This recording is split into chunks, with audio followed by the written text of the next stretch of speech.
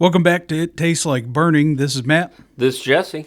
And just so you know, for some random reason, a miracle of God happened. We were able to set up our Patreon. That's working. And if you're looking for being brave enough to support a extremely minuscule and minute but eagerly growing podcast, where can we reach that Patreon at, Jesse? Link will be in the description. Perfect. Yeah. So I got smart and I put all the links and stuff into a little Word document where I can cut and paste the whole thing into the description instead of trying to remember to type all that stuff every time. So doing much better going forward. Yeah, that'll make it easier. Yeah. We don't have to put our dunce caps on to be creative. If you guys ever have any questions or concerns, comments, or discussion topics, don't ever hesitate to reach out to us at ittasteslikeburningcast@gmail.com. And you can always look for us and shoot us questions on our subreddit at ITBLcast on the subreddit, or you can look for the same moniker in Twitter. Yeah. And all that's down in the description. Yep.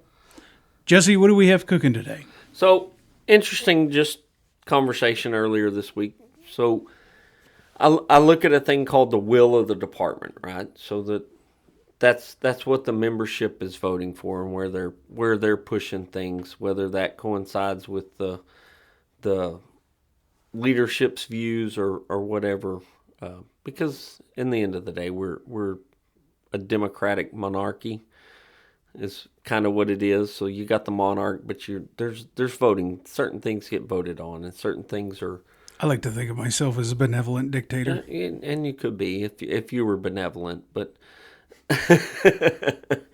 but there's things that come up, and they're usually not huge things, but they come up, and what may seem like the right thing is not what the department wants to do. So how does that get handled, and how does that go forward, and what are the risks of going against the will of the department? Right, and then also just one thing that always chaps me is when people say they're chief, but they don't like being political. How'd you get in the position? It's elected. It's political. Period. Even if it's a popularity contest, it's still political. And you, as a chief or administrator of the organization, may need something to happen. But if the department doesn't want it, then how do you get that done? Because what Jesse's talking about is going against the will of the organization, and that is kind of a catch-22. You need to be careful because you may end up cutting your own throat because you're not reading the organization right. You're not understanding what the membership wants, i.e. you're not doing a good enough job explaining it, or you're being ignorant and not paying attention to what needs to happen. Yeah, and a lot of times that can be fueled by ego or arrogance or some of those things. It's not necessarily a problem I've seen here, but I've seen it in other departments. You know, a good example would be, say your department gets a $100,000 donation from somebody, and it's woohoo, hooray, no strings attached donation. And the first thing that happens is the chief or whatever goes, perfect, that's my new command vehicle. Right. That'd be a real solid example of that. And the membership's going, but my boots have holes in them. I'd really like some boots that don't have holes in them. And you're kind of putting the two at odds with each other at that point. And if you don't go ahead and just buy the boots, you created a problem that you probably won't last long. Like they'll go on a headhunting expedition at some point for that kind of stuff. And you might be able to make the argument and justifications for a command vehicle. That's not really the point of this discussion. It's being able to be wise enough, aware enough, self-aware enough to realize that you need to consider the actual voice of the department and what they want. You can be on the exact opposite side of that and be really strict about, let's just say, some other random purchase. It doesn't have to be a vehicle. Let's just say it's extrication tools versus PPE. Well, if the membership wants new PPE, but you need extrication tools, there's a little nuance there that you need to explain. And that should be, in my opinion, kind of self-explanatory. Or God forbid you come in with an actual plan. To say that, look, the extrication tools is a huge purchase. We need to have X amount of dollars to even be considered for the purchase, whereas PPE, we can whittle away at it. Or vice versa. It turns out the, trash sacks that everyone's wearing, turns out we do need to legitimately consider getting those replaced. And we'll just do whatever, a fundraiser for the extrication equipment. So let's just dive down the rabbit hole of in your heart of hearts that the department's making the wrong decision, right? And they're adamant about it, and they're fired up, and they're not swaying your way, despite all the best efforts.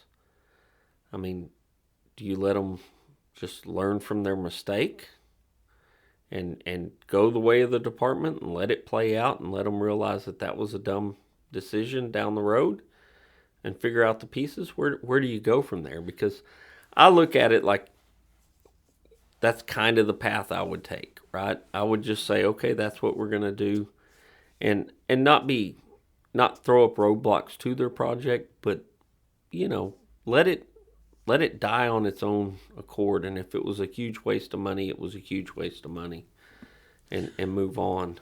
I'm kind of in agreement with you. For me personally, I'm not used to being told no like that.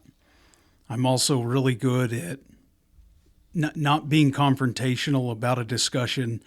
I'm really good about getting people to make arguments, and I'm also pretty dang good at getting people to understand, not necessarily sway their opinion, because I operate under the principle of, if you literally look at it objectively, lay down the facts, the logic, the rationale, the reasoning, and what I consider the general course of action, I've always been relatively successful in getting people to at least understand very thoroughly my side of the story, whatever purchase. And I've never very specifically dealt with that.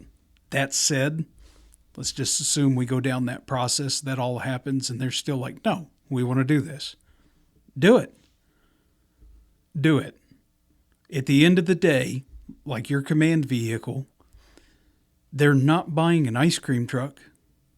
It's something that's still a resource and a utility for the department, or the PPE, whatever. I mean, as long as you're not making a truly absurd purchase, I'm trying to think of something just absolutely asinine. Blue widgets. Right. Rubber hammers, and you're buying 300,000 of them. Art. There we go. There's a... Yeah, that's a real thing. Office decorations. Okay, and I know of several departments and individuals that have managed to kind of get their butt in a pickle on that. That would be a really good example. Yeah. Dress uniforms is another one. Dress uniforms would be a real good example. That gets a lot of guys in a lot of trouble. That would be one. The irony in that is that in that very specific situation, we're talking about the chief going against what the membership wants, not the other way around, what the membership wants and what the chief doesn't get his way. So let's talk about both of those, because on paper they look like they're the same scenario, but they're really not. They're two completely different animals.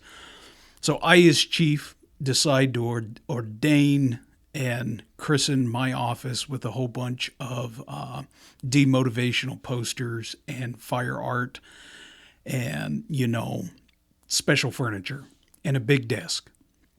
Forget the fact that we're volunteer and that my office is literally the size of a refrigerator. Yeah, broom closet. and I end up spending $90,000 in my office.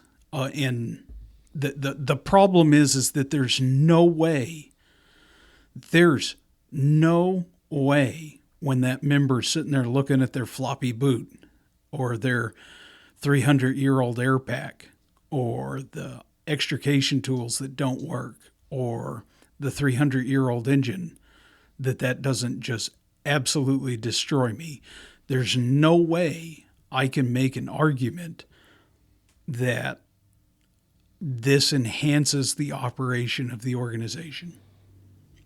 And that roots back to the theme that we've played out a lot before, is that you've got to put the organization first, right? Well, for That's me, it. yes. That's it. That's the answer. I mean, I don't see how you can't be a volunteer chief, a volunteer assistant chief, a volunteer lieutenant, a volunteer, if you're not putting the organization first. Do we make personal purchases? You betcha.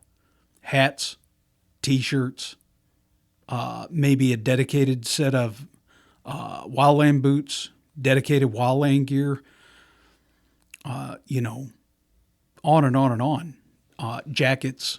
Mm-hmm. Sure, we make personal purchases, but there's a big difference between that personal purchase of wall art for a chief or a dress uniform for a chief and the rest of the memberships over there and their hand-me-downs. Right.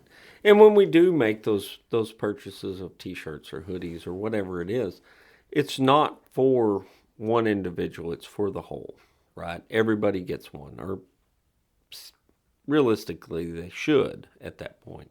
So there's a lot of difference there. The other time this comes up is say, you've got an applicant or a prospective new member, and they're just a little bit weird, or nobody really understands them, or they smell bad, or whatever the trait is that's got the membership razzed up about this person.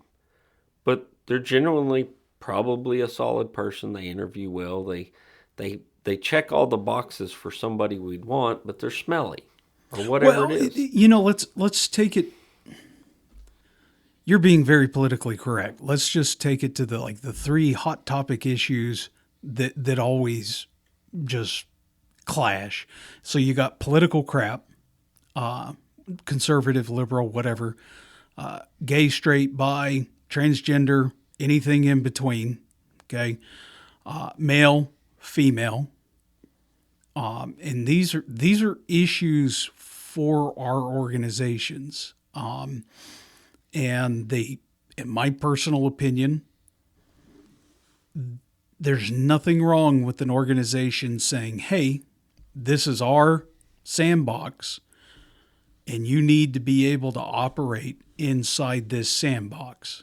And saying, "Are you fine with operating inside this sandbox? You can be you, that's whatever, but you is not the organization. We are the organization." And there's nothing wrong with stipulating that if you come here with an axe to grind, we're not interested. Right. If you're interested in coming here and doing what you can for your community, for your fellow firefighters, awesome. We can figure out how to plug and play that.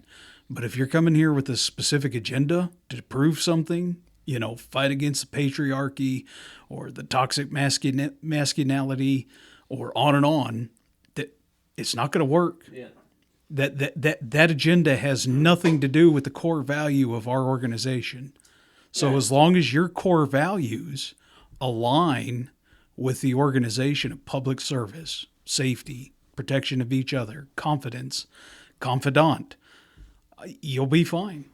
And let's look at the situation where something's just kind of right down the middle, right? Because those are always, that's kind of touch and go. So you've got some item or something that's on the agenda that's being voted on, and it just splits right down the middle.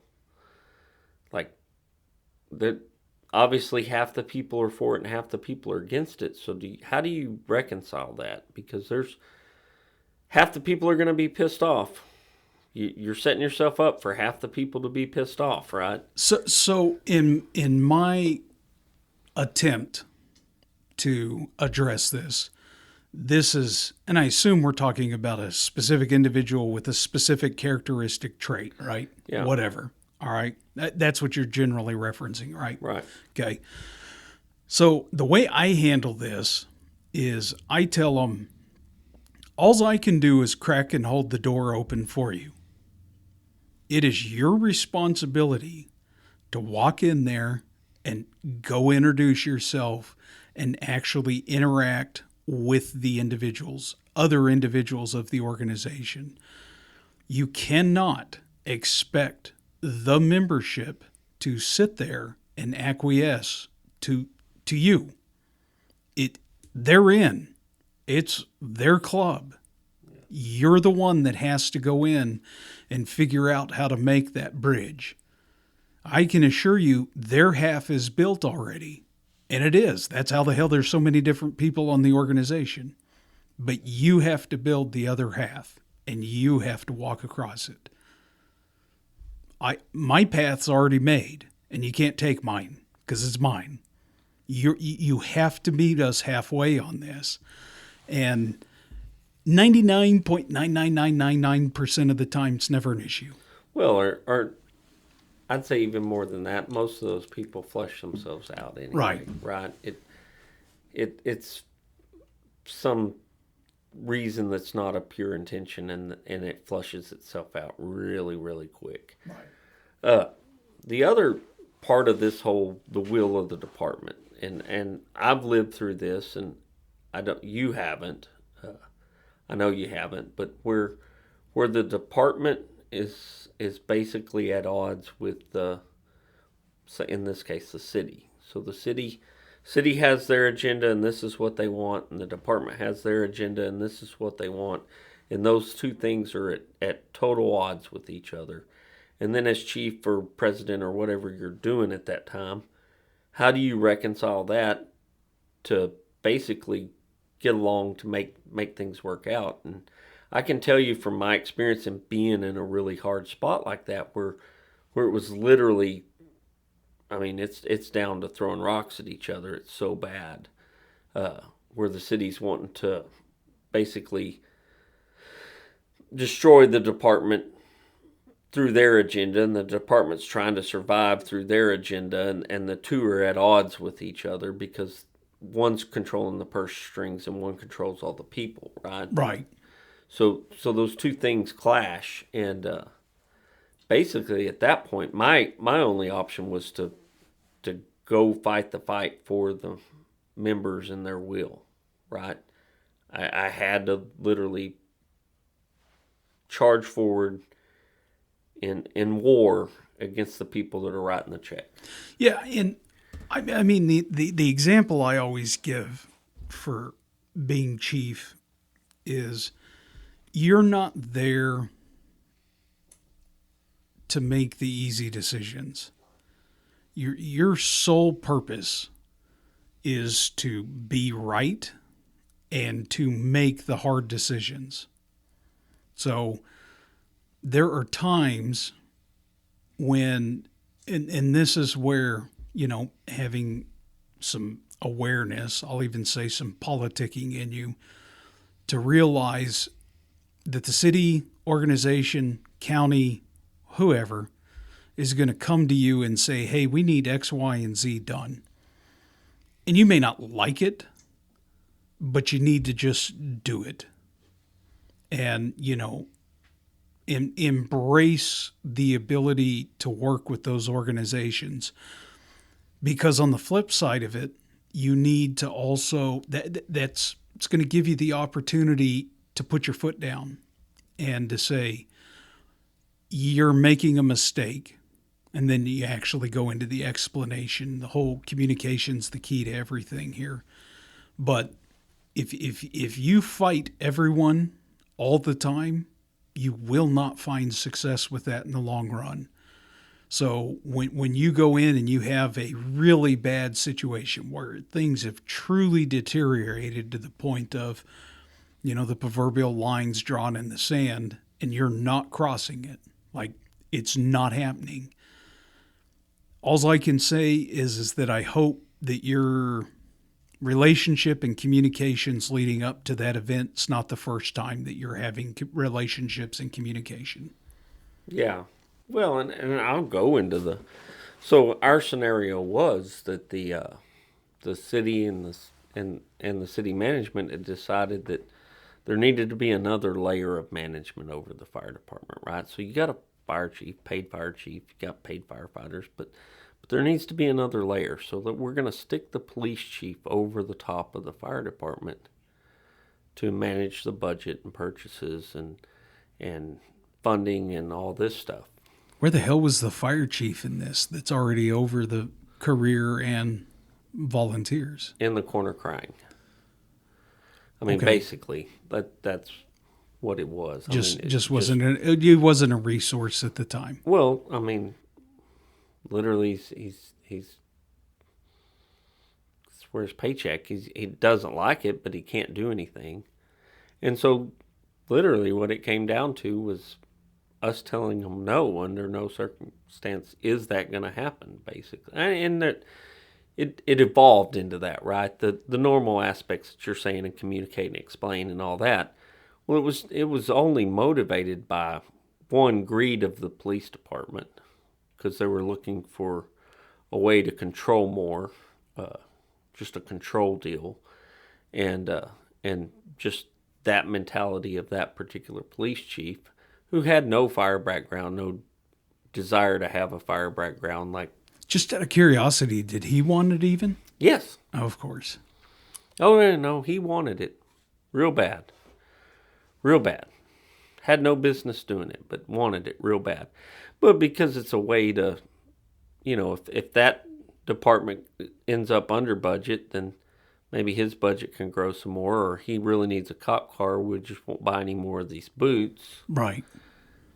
Basically, and you got to Yeah, it'll be belt strapping on one half of the budget. right, Yeah. right, because you can literally it's moving money from one pocket to the other at that point in time. And the guy was so anti-fire, like just completely anti-fire, just hated firemen. I'm pretty sure his wife may have ran off with a fireman at some point in time, or maybe his kid was accidentally conceived by a fireman. I don't know what happened there, but there was some deep-rooted fireman hatred in that man. And that was the whole point. Like, why would you number one, choose that particular person to do that job? Like, we've been better off with the gas department guy. At least he doesn't hate firemen. Right. And basically it became a big political war. But the will of the department was fight this at all cost. No matter what, fight this at all cost. Make this not happen. I could see that being a interesting and lively fight, but obviously not being the one in that position. That, for me, would be pretty easy to argue from a logic rationale point of view. And I think I'd be drawing blanks after the 3 minutes that it would take to explain why that's not only a bad idea, this is why it's a terrible idea. And I think we'd have to go back to the drawing board and finally just kind of dig in like you're talking about, where you have to dig in and you're like, look, whether you understand this or not, I'm sorry. I've explained it to you. This is not happening. If it does happen, it will shatter the organization. If it happens and it shatters the organization, which it will, I am out. Yeah. And that comes down to what sort of political stock do you have with the city management, county commissioners, whoever. Well, and ultimately what it boils down to is the voters that ultimately the council members answer to, right? Right. The voters actually love firemen, and they don't love police officers. In today's society, that's very much the case. So, Yeah, right, wrong, or indifferent, we're not trying to piss anyone off, but that statement, we just have the benefit of the fire departments have been, are, and will be universally appreciated. Yeah, was a lovable teddy bear. So, in that, looking at that, literally public outcry is what changes the opinion of the politicians, right? Right. You just put the public on your side. Is that what you guys did? Oh, yeah, that's what we did. Okay.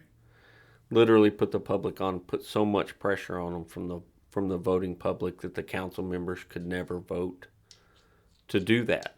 Like, if they would have voted to do that, it would have literally cost them their political career, possibly, their business or whatever. Like, God, it's such a stupid idea. Horrible idea. Like, I mean, I assume there was no... Of all the harebrained ideas, that one wins. There was no embezzling or... Mm-mm. Okay. No, it all boiled down to basically the police department. It started as the police chief and the police department wanting to control response protocols and our response, basically. So, what we go to, when we go to it, how we go to it. That's what it started out as. And then that just became the 3 or 4 attempts to do that failed. So this is the attempt to make sure we can control that. And that's what it stemmed from, and that's what it ended up being. So, yeah, that's and in that particular case, I mean, obviously having a unified front's kind of an important thing, because the real disaster scenario in that is you have someone on your department that either goes to the police chief or city management and they start running their mouth the other way. Yeah. That could be truly terrible. And in the combination department scenario, so you've got paid people and volunteers, it literally became the responsibility of me as the head of the volunteers to do that, because the pay guy can't make that. The paid chief can't make that fight. He can't do that. I mean, they'll just fire him. Right? It's literally a fireable offense at that point. But I can do it because I'm not on the payroll, and I can be as politically motivated as I want at that point in time. Right. And again, this boils down to, one, have you done the due diligence on the politics side? And two, do you have a good reputation with the city in this case? And if you have those two things in your favor, and you're not if you have those two things in your favor, I would argue that half the battle's already won, because now it just comes down to, giving good justifications, making good arguments, and then finally, if worse comes to worse, you do have to make the shot across the bow. Just tell them, like, you can't do this, and this is why, because this is what it'll do to the organization. It's obvious what's happening here.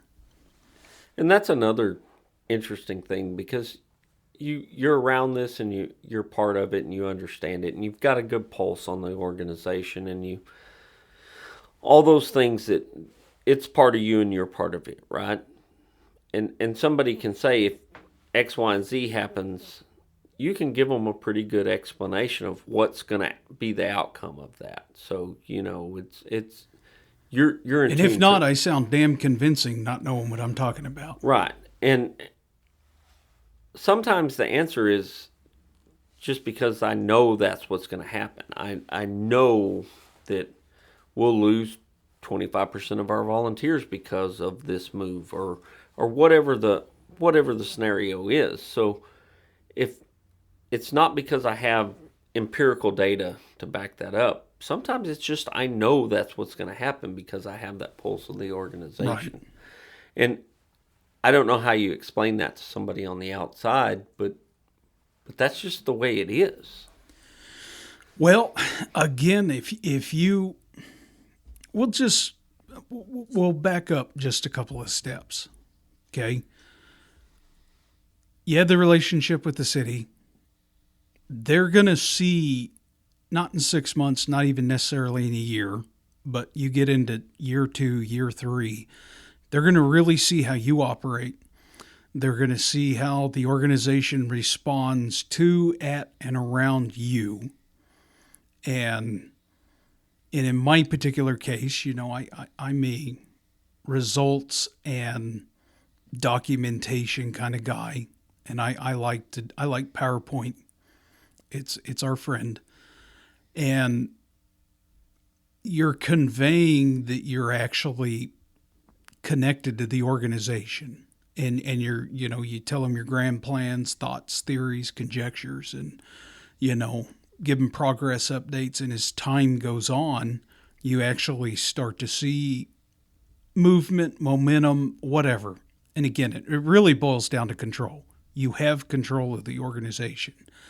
And once the city commissioners, whoever, truly understands and realizes that you do have the pulse of the organization and that they will follow you, that in itself should be more than enough to be able to have the very serious adult conversations. In your scenario, it's so insane. Yeah, I was going to say one-sided or so wrong on one side that it just makes no sense, because you could never tell me in any capacity, situation, scenario where, as long as nothing illegal's going on, but it's just a blatant power grab so that they can take money from this place to put it over here, I don't see how that's a solid argument. Yeah. And well, and literally the purse strings control everything. So, but this conversation we're having, I make this joke a lot when I try and describe what it's like to be a volunteer fire chief at it's still a small town, but there's, like any small place, there's a lot of politics, and we're lucky that we have good funding. We have good relationships, and there's money coming in. And the analogy that I have of being the volunteer fire chief talking to the city is, imagine a big New York boardroom, open city skyline, 30-foot table in front of you. Everyone's wearing suits. Everyone's lined up. City management's at the head of the boardroom table. And at the opposite end of city management's a Labrador sitting in a chair with wearing a party hat. That's the volunteer fire chief. Yeah. It really is. And, everyone reaches over and rubs your head and tells you, God, you're so special. Thank you. Thanks. I stand by that analogy. I'd take it to court. And, that's the position that you're starting from. So it's going to take you a while to at least be able to figure out someone where they're trying to talk to Lassie. Yeah, Timmy fell down the well. Yeah. Yeah, and I guess the gist of the conversation is, so you have to have the pulse of the organization, number one. Yeah. And you have to the best of your ability, follow the will of the organization. Yeah, well, and that's just for the easier life. I mean, if you come out as a constant antagonist, I am here to conquer Rome. Good God. Good luck. I don't care how big or small the organization is. At the end of the day, you're herding cats. That's it. And, there's a certain point there and it goes back to what I said. You better be right. If you're going to go against the membership, you better be right. And something that you said, there's nothing wrong with spending some money as long as it's financially prudent. If there's a benefit to it, I'm fine. At the end of the day, I'm fine. But doing what the membership wants and telling them why you think you need to go a different direction, where the money needs to go and how it needs to be spent, and maybe even offer another solution to their thing. Okay? But for the easier life, there's nothing wrong with letting the membership decide what they want to do. And I mean that. Doesn't mean they're wrong. So it's just different. It's just different. No matter what you do, Yeah. Don't decorate your office with department funds. Yeah. Or Spend buy your own. yourself a uniform. That's another fan favorite. We've experienced that. Yeah, I've seen it too. And, you know, you want to know the trick to being chief? Learn how to compromise. Very rarely do you ever get your way. Learn to compromise. Yeah. Just get as much of it as you can get, and be happy you got that. And for anyone that's still listening, think on your organization. Think of other organizations that you look up to, or you hold to a higher regard, or you say they set the standard, whatever. Maybe you, okay? Look at the success and the failures those organizations have had, the highs and lows. And it's a direct correlation between, did you have an antagonist as a chief, or did you have a problem solver as a chief? Yeah. And if you had a problem solver, shockingly, that organization got better. And that brings me to one of my favorite sayings. There's no problems, there's just opportunities, right? Right. So it's just an opportunity for you to be better, be awesome, do whatever. And if the department's hell-bent on a questionable decision or questionable purchase, you're probably better off letting it happen and then figuring out how to fix the other problem a different way. Because literally you're there to solve problems. Yeah. Let that thing happen. Let them see the failure of that decision, but already have the plan in works on your end to solve the real problem. Yeah, and I mean, the sword cuts both ways. I mean, there's like 500 different examples that we can give. Oh yeah, it goes both ways. I mean, there's so many different ways that you can go with this, and the way that it can get you twice. And I mean, again, doing your job, taking care of the organization, making the right decision, and understanding how to compromise will take any organization a really long ways. It has nothing to do with just fire department at that point. And truly understanding that you became chief by the will of the organization, and that you are beholden to what that membership truly wants. Now, can you sway it? Definitely. You have that ability, but also realize that going exactly opposite of Jesse's situation, and understanding that if you're the chief fighting the membership, there's nothing wrong with not having that fight.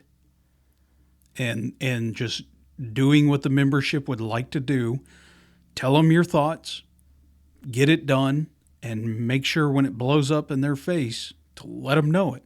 Don't rub it in, but just point out where the failures were at in it, or where X, Y, and Z could have been used here. So it is. I look at this thing as really just coming down to, I would almost argue, personality types. Also life experience, backgrounds, educations. But, I mean, there's, again, the antagonist. I've said it 15 times now. Yep. If you're an antagonist, you're in trouble, because your fighting's not going to work. And you're not understanding the will of the membership, because they're the ones that set the course. Yeah.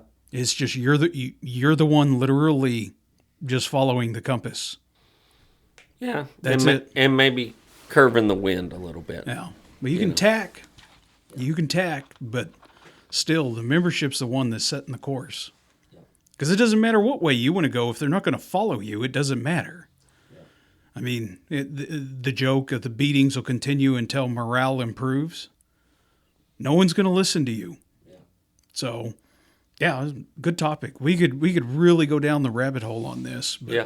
No, I think it's great. I think we had a good conversation. I hope there was something in there for most of the listeners to take something away. And vice versa, if you're a firefighter new on your organization, and you go to talk to someone about an idea you have, and they kind of blow it off, well, don't take that as a personal insult. You might be wrong. You might be 100% right. Do your research, get your facts together, and actually do a better presentation. Yeah, I always just assume that I didn't explain it well. And that keeps me from taking it personal, right? Yeah. You know, it could be my greatest idea that I've ever had, I think. But if I just keep it in my mind that I didn't explain it well, then it's my fault, and I don't have to. I don't have to take that personal.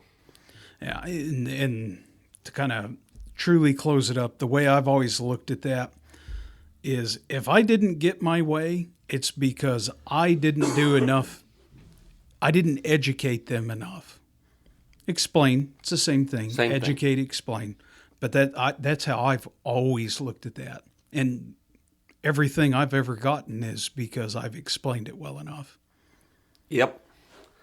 Well, I think we're at a close. That'll work for me. Appreciate it. Again, guys, if you ever have any topics of discussion, reach out to us and have a good evening. And we're always looking for guests. Don't forget that. Ah, yes. Yeah. Look down in the description in the doobly-doo. You can find us how to get a hold of us. Yep. We'll figure it out from there. All right. Excellent. Have a good evening.